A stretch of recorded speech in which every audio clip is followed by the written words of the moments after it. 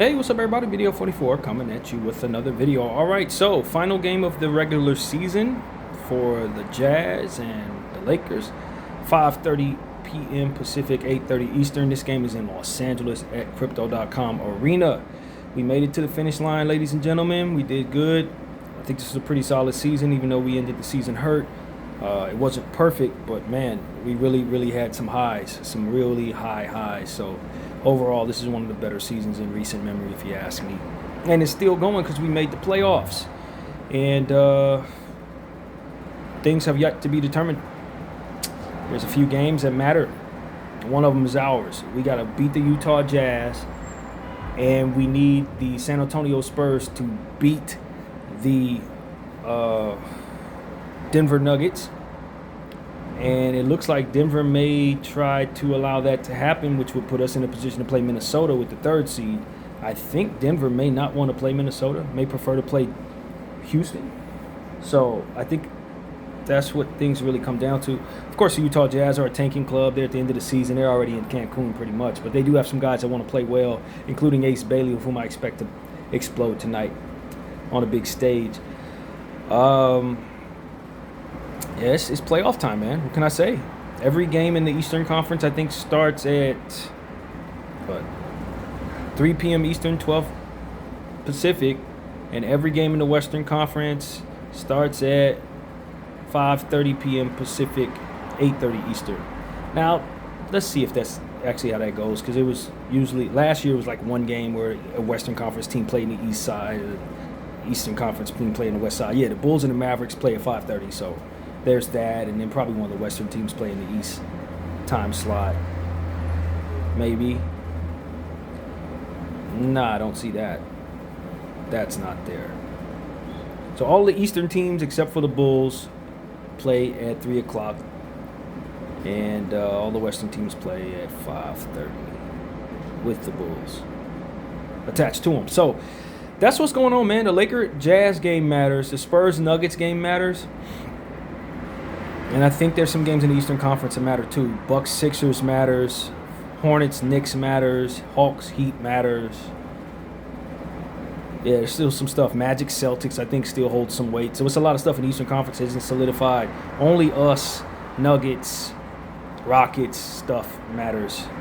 And the Rockets are at our mercy, regardless of what. So their game doesn't necessarily matter.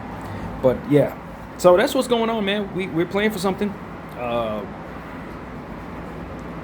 We'll see what the Spurs do, but it overall comes down to us trying to solidify our 3-seed spot or fall to 4 seed. If it's 4, it's Houston. If it's 3, it's Minnesota. Home court, either way, for the LA Lakers. So the nature of this basketball game here, honestly, is that the Utah Jazz are going to be resting a good portion of everybody, but for the sake of being thorough, we're going to go over their last 5 games. And maybe it'll show some of what we'll see tonight. Most of that stuff probably won't matter, but it's the last game of the season. I want to get this complete. So, the Utah Jazz have lost a lot of games, but they are coming off a win against the Grizzlies. But prior to that, they were on a losing streak of catastrophic proportions, like 9 games or something like that. So, we're going to go over a few of those losses. The 5th furthest game behind us is the Denver Nuggets, 130-117 in Utah. Of course, Utah lost that one. And we'll see what happens from a team's perspective. So the Jazz shot 46%, 44 of 95. The Nuggets shot 44 of 91 for 48% from the field. That's 46% for the Jazz. From the three-point line, 32% for the Jazz, 12 of 37. Nuggets, 41%, 16 of 39. From the free throw line, 84% for the Nuggets, 26 of 31. For the Jazz, 68%, 17 of 25. 53 boards for the Nuggets, 44 for the Jazz, 12 offensive boards for both teams. 32 assists for the Jazz, 30 for the Nuggets, 7 steals for the Jazz, 9 for the Nuggets, 4 blocks for both teams. 14 turnovers for the Nuggets, 21 points off of those. 12 for the Jazz, 15 points off of those. 21 fast break points for the Jazz, 18 for the Nuggets, 62 points in the paint for the Jazz, 54 for the Nuggets. The Jazz never led, and the Nuggets had an 18-point lead, having led 99% of the time. High man for the Nuggets was Jamal Murray, went for 37.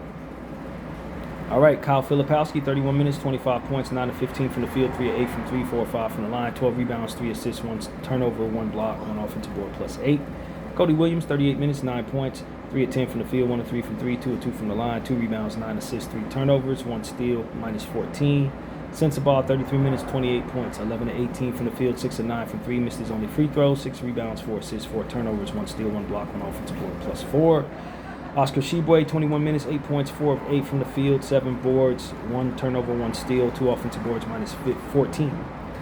Bailey, 33 minutes, 12 points, 5 of 17 from the field, 1 of 9 from 3, 1 of 2 from the line, 1 rebound, 2 assists, 2 turnovers, minus 15. John Conchar, 29 minutes, 12 points, 4 of 7 from the field, 1 of 3 from 3, 3 of 5 from the line, 10 rebounds, 6 assists, 2 steals, 1 turnover, 1 block, 6 offensive boards, minus 10 for Conchar.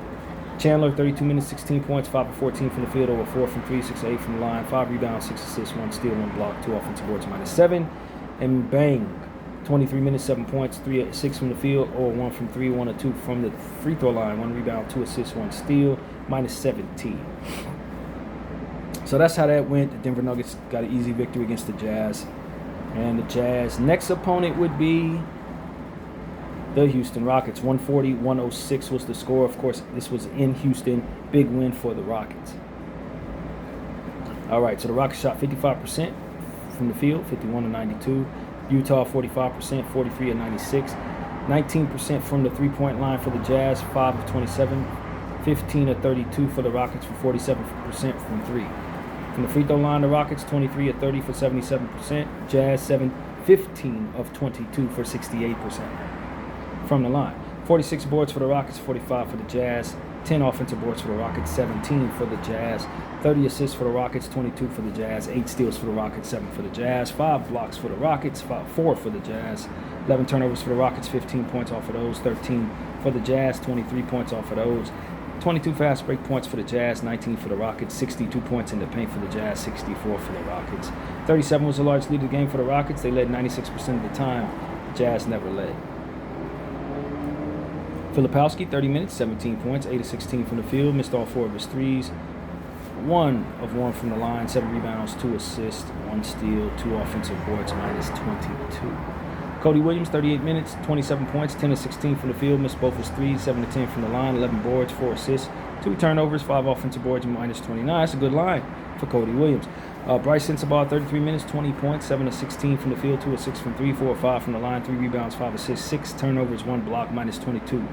Conchar, 30 minutes, 3 points, 1 of 7 from the field, 1 of 4 from 3, 5 rebounds, 3 assists, 2 steals, 1 to block, 2 offensive boards, minus 24 for John Conchar.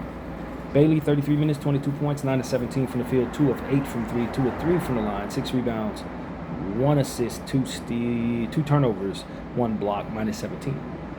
Tshiebwe, 21 minutes, 15 points, 7 of 11 from the field, 1 of 3 from the free throw line, 10 rebounds, 1 assist, 2 steals, 2 turnovers, 8 offensive boards, minus 15 for Oscar. Chandler, 25 minutes, 2 points, 1 of 9 from the field, or 1 from 3, 1 rebound, 4 assists, 1 turnover, minus 20. And Mbang, 29 minutes, missed all 4 of his field goals and both his threes, 2 rebounds, 2 assists, 2 steals, 1 block, minus 21. High man for the Rockets was Kevin Durant with 25, and they had 6 players in double figures. All right, let's jet through this. Next up for the Utah Jazz was a game against the Thunder of 146-111 was the score in Oklahoma. Of course, OKC got the victory there, no problem. Team stats: Thunder shot 59%, 54 of 92. The Jazz 43 of 100, 43% from the field. 14 of 39 from 3 for the Jazz, 36%, 24 of 45 for the Thunder, 53%. 88% for the Thunder from the line, 14 of 16. And Jazz 73% from the line, 11 of 15. 46 boards for the Thunder, 43 for the Jazz. 8 offensive boards for the Thunder, 14 for the Jazz. 40 assists for the Thunder, 29 for the Jazz.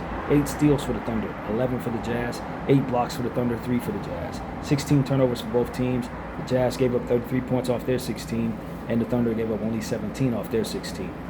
21 fast break points for the Jazz, 16 for the Thunder. 46 points in the paint for both teams. 4 was the largest lead of the game for the Jazz. They had it lead 4% of the time. And for the Thunder, it was a 43-point lead, having led 95% of the time. All right, Filipowski, 38 minutes, 20 points, 10 of 25 from the field, 0 of 5 from 3, 0 of 1 from the line, 14 rebounds, 6 assists, 2 turnovers, 1 block, 7 offensive boards, minus 17 for Flip. Cody Williams, 36 minutes, 8 points, 3 of 11 from the field, 0 of 2 from 3, 2 of 2 from the line, 4 rebounds, 5 assists, 1 turnover, 3 steals, minus 27. Sensabaugh, 43 minutes, 34 points, 11 of 19 from the field, 6 of 10 from behind the arc, 6 of 6 from the free throw line, 4 rebounds, 5 assists, 2 turnovers, 1 steal, minus 26.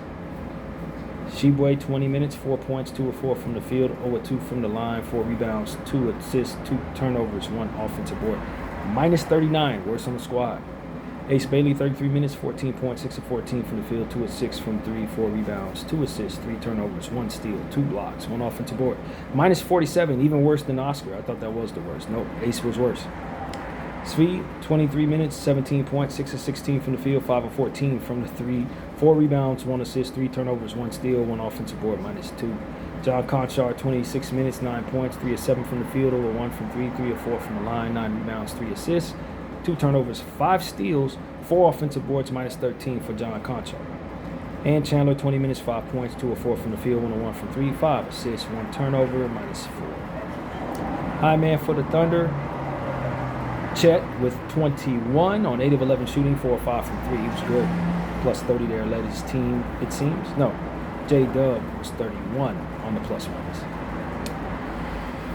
So, they had 7 players in double figures and coasted to an easy victory. Let's see what the Jazz had up next. They played the Pelicans, 156-137 high-scoring game there. Pelicans get the victory in New Orleans. Huge game from Jeremiah Fears. We'll get to that in a minute. So the Jazz shot 53 of 104 for 51% from the field. Pelicans shot 61 of 106 for 58% from the field.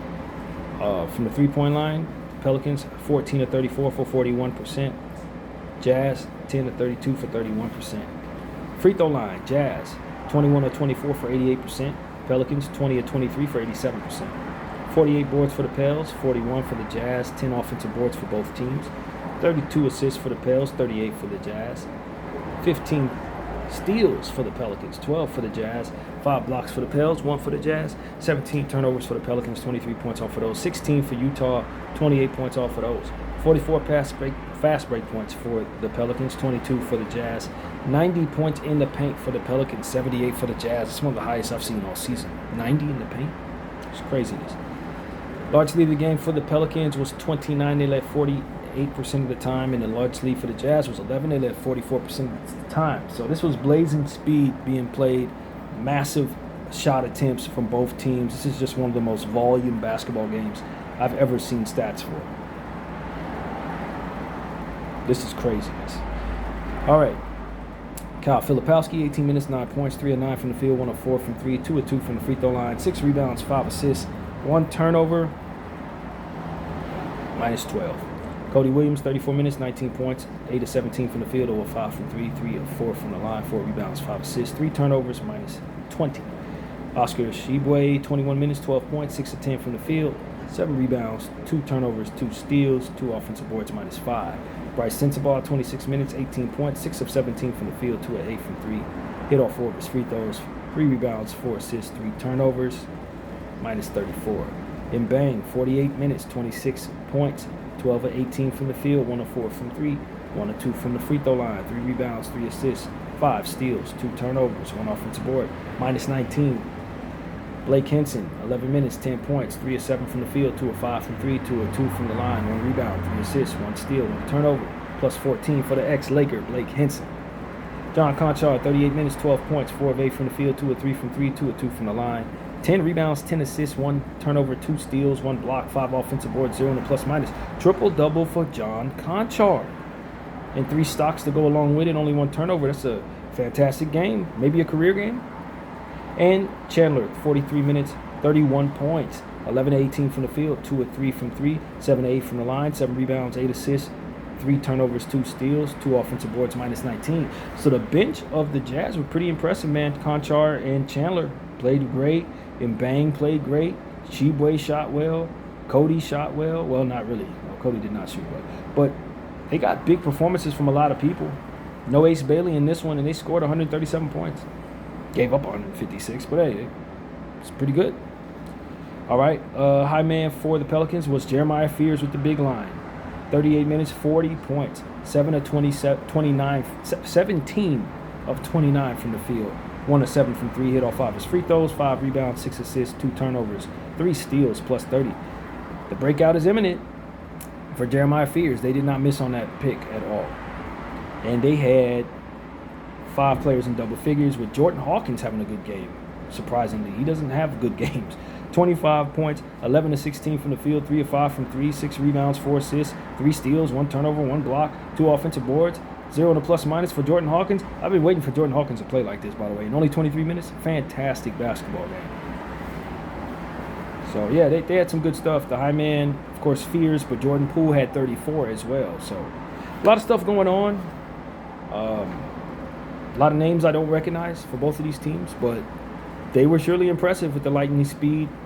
And I think they all earned an opportunity in the league, I'd imagine. All of them probably did. So, next up for the Utah Jazz was a win against the Memphis Grizzlies that was similar in fashion. A bunch of tanking stuff, a bunch of names you never heard of.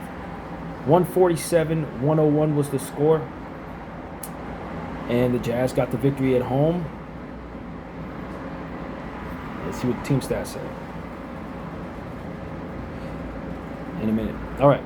So, the Memphis Grizzlies shot 41 of 109, 38% from the field. And the Jazz shot 62 of 110 for 56% from the field. It's lightning speed these teams are playing at, man. Both of these games are crazy. The Lakers got to score 150 points to win this game, man. Jazz are going to let you do it, but you better not go cold. So, from the three-point line, Memphis Grizzlies 11 of 52 for 21%. Jazz 15 of 35 for 43%. 8 of 9 from the free throw line for the Memphis Grizzlies, 89%. 8 of 17 for the Jazz, 47% from the line. Ouch. 64 rebounds for the Jazz, 47 for the Grizz. 12 offensive rebounds for the Jazz, 11 for the Grizz. 64 rebounds, maybe the most I've seen. I could be tripping, but I don't think I've seen 64 rebounds from anybody. 43 assists for the Jazz, 27 for the Grizz. 16 steals for the Jazz, 10 for the Grizz, 5 blocks for the Jazz, 2 for the Grizz, 16 turnovers for the Jazz, 17 points off of those, 20 turnovers for the Grizz, 20 points off of those, 45 fast break points for the Jazz, 21 for the Grizz, 86 points in the paint for the Jazz, 54 for the Grizz. Largest lead of the game for the Grizz was 4. They led 6% of the time, and for the Jazz it was 55. They led 89% of the time. This was a massive blowout. No matter who's on the floor, this is craziness. High man for the Memphis Grizzlies was Dariq Whitehead with 21 points. Good to see him back out there. He's got off to a slow start in his career. Went to the Brooklyn Nets, had 2 foot surgeries, so we knew he was going to miss some years. Hasn't been able to get back out there until now. It was good to see him be the high man in this game. And everybody scored in double figures. They only checked in 6 people. The Grizzlies did. Only 6 people. And all of them scored in double figures. It's insane. Lightning speed. 40 minutes for just about everybody, pretty much. It's craziness. And Ryan Rupert walked away with a double-double, 16 points, 12 rebounds. I think that's noteworthy because he hasn't really panned out. Terrible shooting, though. 7 to 25 from the field, 1 of 11 from 3. It's terrible shooting. And Jamal Meshack, had a quadruple-double. 10 turnovers, 14 assists, 15 rebounds, and 13 points. You leave a guy out there forever, 48 minutes. Yeah, they could do some weird stuff. Very weird stuff there. All right, Blake Hinson, 35 minutes, 30 points. 12 of 19 from the field, 4 of 9 from 3, 2 of 2 from the line. 2 rebounds, 2 assists, 2 turnovers, 2 steals, plus 19 for Blake Hinson. Cody Williams, 34 minutes, 14 points, 6 of 16 from the field, 2 of 6 from 3, 0 of 2 from the line. 3 rebounds, 5 assists, 2 turnovers, plus 37. Oscar Tshiebwe, big game. 28 minutes, 16 points, 7 of 11 from the field, 2 of 4 from 3, 22 rebounds. 3 assists, 1 turnover, 1 steal, 2 blocks, 4 offensive boards, plus 27. Chandler, 41 minutes, 26 points, 11 of 20 from the field, 4 of 7 from 3, 0 of 4 from the line, 5 rebounds, 10 assists, 4 turnovers, 2 steals, plus 37. Ace Bailey, 29 minutes, 23 points, 10 of 19 from the field, 3 of 7 from 3, 10 boards, 2 assists, 3 turnovers, 3 steals, 1 block, 2 offensive boards, plus 29. John Conchar with his second straight triple-double, 35 minutes, 11 points, 4 of 6 from the field, 1 of 3 from 3, 2 of 2 from the line, 11 rebounds, 10 assists, 5 steals, 2 blocks, 3 offensive boards, 3 turnovers, plus 41. He does not want the season to end playing like this. 7 stocks, triple-double, this is crazy. Who knew John Conchar had this in him? And Mbang, big game, 38 minutes, 27 points, 12 of 19 from the field, 1 of 3 from 3, 2 of 3 from the line. He also had 11 rebounds and 11 assists, 3 steals, 1 turnover, 4 offensive boards, plus 4. This Mbang dude, that's pretty impressive. Both of the bench players from the Jazz had triple-doubles. Just a strange occurrence. When teams are tanking, man, this is what you get. You never heard of any of these people. You never, but they're going to play well. It's going to be about 6 players checking in today, Lakers. You better guard all of them. They're going to want to score 170 points. Just telling you right now. That's what it's showing us. So that completes everything we need to talk about in regards to the Jazz, and that completes all the stats we need to do for the regular season. We got through it. We did it. You and I, we did it. Thank you guys for allowing me to bore you with stats all season, but I believe those stats are very important because we become more prepared than the next man going into these basketball games as fans. Much more prepared. So that's really what it is. 5:30. We will be ready for the final game of the season and get ready for either the Minnesota Timberwolves or the Houston Rockets, but whatever the case, this series will be starting in our building. The injury report for the Jazz, you would expect, is very extensive. Isaiah Collier out, Filipowski out, Keontae George out, Elijah Harkless out, Jaren Jackson out, Walker Kessler, of course, out for the season, Lauri Markkanen out, Yusuf Nurkic out for the season. And for the Lakers, they only got 4 guys on there. Luka's out, Jackson Hayes, game time decision, Braun, game time decision, and Austin, game time out. Austin out. Don't want to get that confused. So, yeah, man, I would like for us to rest more people. This is going to be a bad game. If we lose a guy rolling his ankle against Oscar Tshiebwe and Kennedy Chandler, we need to rest people. If we got any damn sense, I understand how important this is, but we ain't favored to win either one of them. I don't particularly think I like our chances against the Rockets or the Timberwolves. I'm not particularly running from the Timberwolves.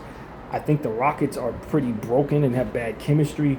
So if I pick a team that I prefer to play against, it'll likely be the Rockets. But I'm not, like I said, I'm not running from the Timberwolves. They did kick us out last year. They're probably going to kick us out this year if we see them. But, again, I don't think the Timberwolves are the type of team where I'm just like, no, we got to avoid them. I really don't feel that way about them. I think they're an above-average basketball team. They've overachieved for the last several years getting into the Western Conference Finals. But I just don't find myself any more so fearful of them than necessary as it pertains to, oh, my God, let's make sure we see the Rockets. No, either one I'm happy with, to be honest with you. I'm just happy to have home court advantage. So that's really what it is. I don't mind if things don't work out in this Utah game. If we happen to rest everybody and play, say Bronny James 40 minutes and Dalton Connect 40 minutes and Adu Thero 40 minutes, I think that would be perfectly acceptable. I really do think that. So Jazz are going to be wearing blue tonight in our building, and of course we'll wear white because of course it is Sunday and we always wear whites on the weekends. Projected starter: Bez Mbang, Bryce Sensabaugh, Cody Williams, Ace Bailey, and Oscar Tshiebwe. And for the Lakers, Marcus Smart, Luke Kennard, LeBron James, Jake LaRavia, and DeAndre Ayton. And let's see. The Jazz are 22-59. They are 15th in the West. 8-32 is their away record. 22nd overall rating on the offensive end. Defensively, 29th. And net rating 27th. The Lakers are 52-29. 4th in the standings in the West. 27-13 is our home record. 10 offensive rating, 20th defensive rating, 14th net rating. So 52 wins is great. 53 will be even better, of course. I'd say that's a pretty successful season. making the playoffs, getting home court advantage. Congratulations to the Lakers on a really good season. Unfortunately, we're not healthy going into the playoffs, so it's a bit empty. But as I said, I think the Rockets are somewhat broken. I think they're somewhat broken. If there is a team that I could think could potentially find themselves losing to a Laker team without Austin and Luka, it would be the Rockets. I will say that. Because I just think that they have no answer at the point guard position to provide themselves a bit of continuity. I don't think them guys really like each other that damn much. I think their bench is severely decayed with some of the injuries and some of the choices they made. And I don't think they're that great of a playoff team this year. I really don't. Kevin Durant is awesome. Amen Thompson's awesome. Alperen Sengun, awesome. I really like Reed Shepherd. He took a huge bounce this season in the absence of Van Fleet. I'm a fan of Tari Eason. Love to pick him up in the offseason if possible. But a good portion of that, the rest of that stuff, I'm not excited about against the Rockets. I think we have a better bench than the Rockets. Even though we don't have a great bench, I think our bench is slightly more capable than the Rockets overall. I think we have just a little more depth in them right now. Could be wrong. You would expect the Rockets to win a series against us. I'm not saying bet on the Lakers without Luka and Austin. But if we can extend this series, I think it becomes more and more dangerous. And that we have home court advantage makes it more likely that we would extend the series. So, the first couple of games of a series like that is very important. So let's see what we can do. Hopefully, we don't find any more injuries tonight. That's really what it is. This game we cannot afford to walk out of this game hobbled. That's why I really want us to probably bench everybody. Let G Leaguers run up against G Leaguers, man. I really think that's smart, Coach. I really think it's smart. Because if you lose Marcus Smart in this game, or if you lose DeAndre Ayton in this game, that's arguably fireable, if I'm being honest, given our circumstances. Arguably fireable. So, I'm just saying. Yeah, man, I think, off the court, life outside of basketball. I think this injury for Luka is probably a blessing in disguise because it's been reported that he's home with his kids in Slovenia. There would have been no other way for him to have seen his children in this little time frame with the Lakers playing ball, getting ready for the playoffs. I think he's playing some of his best ball going down. It's miserable, but if you talk about what matters to Luka, his daughters, he was miserable playing well. You can see it in his eyes. There's something missing in his life, and it's his kids. They're all the way on the other side of the world. This injury allowed for him to go see them and spend time with them. And I think that's right for Luka. When you think about where his headspace needed to be in order for him to be right as a human being, maybe this injury was what it was needed to kind of get him back over there with those girls and just spend up some time there. And I think for him, it's probably all right. It's probably good in its own way. You don't want him to rush back, but look what the circumstances allow for. Look what you see how miserable the man was without his kids and all this crap that's being reported in the news about his circumstance. And then you look up, fast forward 2 weeks, and out of nowhere, he just happens to be in Europe now trying to come back from an injury that nobody really foreseen being this serious. So I think it's a blessing. I think it's a blessing in disguise. Maybe this conspiracy theorist may say that he's faking this injury so that he could be over there. Whatever the case may be, this is right for Luka, and I'm all right with it. I really am. So that's just something I've been thinking about this morning. That's it, man. I don't really care too much to speak about anything else. I would hope that Adu Thero gets some minutes tonight. I don't expect to see him though, because coach is trying to solidify third seed, and JJ is intentional on keeping his job above everything else. So if you happen to fall by the wayside, player, that's your problem.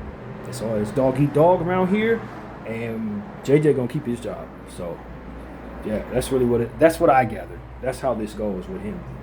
I don't love it at all. I think developing talent should take precedent. But then you look at how the Lakers have been firing coaches that haven't performed well and haven't won. I think you can't blame a coach for being selfish and wanting to solidify wins at the expense of player development and player health. So that's just what I want to say. First comes the environment that's tough, then comes however people handle it. So That's what I think of that. I'm not a fan of it. I want to see my young players. I'm doing homework on, as I said, on draft picks in our range. Unfortunately, our range is improving. Some of them Eastern Conference teams that were in our range finishing a little worse than us. And it does make a difference if the consensus stays true. Some of the players that I want us to get may be off the board by the time we draft, especially if we get the third seed. We're going to be in like the 26, 27 range. Some of the more reasonable center prospects are in the 18 through 22 range. Now, I do expect some of those people are probably going to be left on the board. People are going to take other prospects. You always see somebody reach for a second-round pick in the first round, stuff like that. But I think that you would just really, if you're the Lakers, want to draft around 19 to 18 to solidify one of these really solid center prospects, which can help solidify our center position, or at least our backup center position for the foreseeable future. This is the best possible outcome, in my opinion, for the Lakers. Solidifying a future center prospect is in the range that essentially we're just behind. And I'm learning about some of these dudes, and I'm telling you, they would. I don't know that we find our center of the future for the starting position, but you definitely find your backup center of the future, and that's, to me, is very important. Very important. So I wouldn't mind if the Lakers trade up just a few spots if possible. Get into that 18, 19, 20 range so that you will have your pick of the litter of those centers, because they are starting to raise their trade value somehow, and they may all be off the board by the time you draft at like 25, 26. So that's just something I want to say. I'm learning about all these centers now over the last 3 days. Nothing but big prospects. None of them blow your socks off, but they're good enough to make you take them with a first-round draft pick in the 20s. So that's what I want to say. It's like, wow, this is a perfect storm for the Lakers to be drafting in this range, and then for the draft to be shifting toward centers around that time. Because earlier in the draft, it's a bunch of wings and point guards. But then you start getting to the back of it, 18, 19, 20, 21. Most of the guys in the consensus are power forwards or centers. Explosive guys that can catch lobs from Luka, big guys that are difficult to move, that kind of thing. So, yeah, that's the range you want to be in, and that's just behind where we're at. And if the consensus remains true, all that good stuff that we probably would be best for drafting, it's gonna be off the damn board. So I'm a little concerned about that, man. But we'll talk about some of those prospects a little later, I suppose. But I'm excited about a few of those center guys for us. So that's what I want to say. That is exactly what I want to say. And the rest, let it be where it stands, man. 5:30 Pacific, 8:30 Eastern, final game of the season for everybody. Thank you guys for rocking with BDF. It's been a good season. It's a little long. I'm not as burnt out as I was last year. That schedule killed me last year. This year, it's a bit more smooth. And, got to take care of business no matter who's in front of us. I think the Lakers have been doing a great job over the last 2 games of just taking care of who's in front of them. We've been playing some teams that have less of what they would normally have on the floor, and we've played our best ball against them. And I think that's all you can ask for. Good steals, good assists, low turnovers, fair shooting. We've been playing really good ball, man. What can I say? Our guys are ending the season on a high note. Hopefully we can see more of that tonight. And just huddle together, man, and stay alive. That's what I would say. No matter what happens, no matter who you see in the playoffs, just try to find a way to get a split in the first 2 games. And then try to get a split in the second 2 games. And if we can extend this thing to 6, there's a world where you get Luka back. I don't think you get Austin back, but there's a world where you get Luka back. Now, should you be rooting for that long term?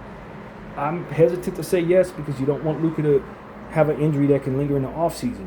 But if you're hungry as we've been all season to win a playoff series, especially if we see the team that knocked us out last year, you welcome him back if he can come back under healthy circumstances. So it might be a bit of a stretch, but he's doing the work. So we need to honor that by staying alive. And so it starts with getting out of this game healthy. And then furthermore, it comes with us being prepared for whoever we see. So I expect JJ to be on top of that, man. I expect him to be on top of that. BDL 44. I thank y'all for watching.